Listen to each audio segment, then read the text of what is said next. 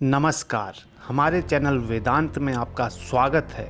दोस्तों, हर परिस्थिति में मन को शांत और नियंत्रित रखने की कला है ध्यान।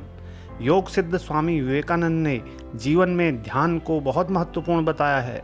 खुद बचपन से ही ध्यान में उनकी बहुत दिलचस्पी थी, इसलिए ध्यान के बारे में उनके विचार लोगों के लिए बहुत मायने रखते हैं।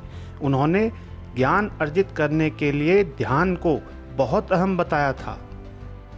स्वामी विवेकानंद ने हमेशा ध्यान के अभ्यास पर जोर दिया और कहा कि यह न सिर्फ लोगों को एक दूसरे के करीब लाता है, बल्कि मन की शक्ति भी बढ़ाता है।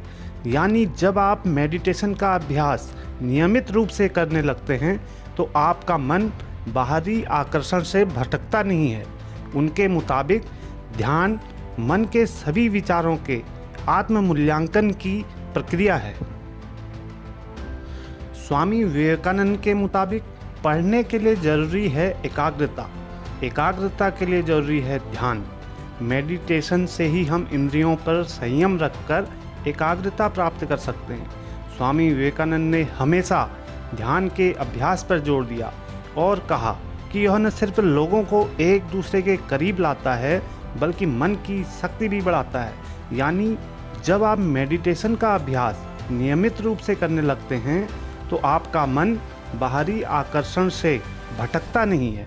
उनके मुताबिक ध्यान मन के सभी विचारों के आत्म मूल्यांकन की प्रक्रिया है।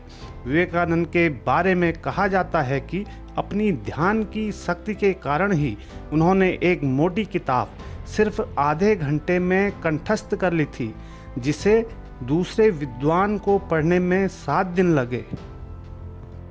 स्वामी विवेकानंद ने शिकागो में अपने एक भाषण के दौरान कहा था, ध्यान में वह शक्ति है जो हमें कुदरत की गुलामी का प्रतिरोध करने में सक्षम बनाती है। कुदरत हमसे कहेगी, इधर देखो, एक सुंदर चीज़ है, मैं नहीं देखूंगा। अब वह कहेगी, यहाँ बेहतरीन खुशबू है, मैं अपनी नाक से कहूँगा, सूंघो मत। ध्यान में हम एक पल के लिए इस प्रकृति को बदल सकते हैं। यानी आपके मन पर किसी और का नहीं, सिर्फ और सिर्फ आपका नियंत्रण होगा। स्वामी जी के मुताबिक मेडिटेशन से परम आनंद की प्राप्ति ही है, लेकिन इसके लिए आपको निरंतर ध्यान का अभ्यास करना होगा। यह प्रक्रिया धीमी होगी, लेकिन निरंतरता जरूरी है। हो सकता है इसमें आपको कई दिन, महीने या साल ही क्यों न लग जाएं। बस अभ्यास बंद मत करिए, थोड़ी थोड़ी ही सही कोशिश रोजाना करते रहिए।